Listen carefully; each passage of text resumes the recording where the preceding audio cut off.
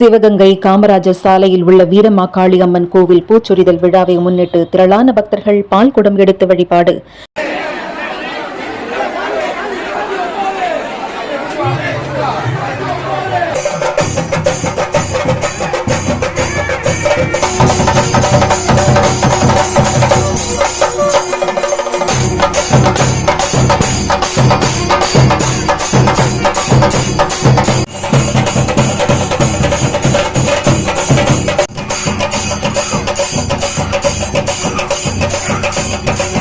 சிவகங்கை காமராஜர் சாலையில் உள்ள வீரமாகாளி அம்மன் கோவில் 70ஆம் ஆண்டு பூக்கரக பூச்சொரிதல் விழாவை முன்னிட்டு 200க்கும் மேற்பட்ட பெண்கள் பால்குடம் எடுத்து நகரின் முக்கிய பகுதிகளில் ஊர்வலம் வந்து அம்மனுக்கு அபிஷேகம் செய்து வழிபட்டனர்.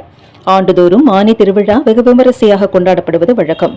இந்நிலையில் கடந்த மாதம் 25ஆம் தேதி காப்பு கட்டி கொடியேற்றத்துடன் விழா தொடங்கியது.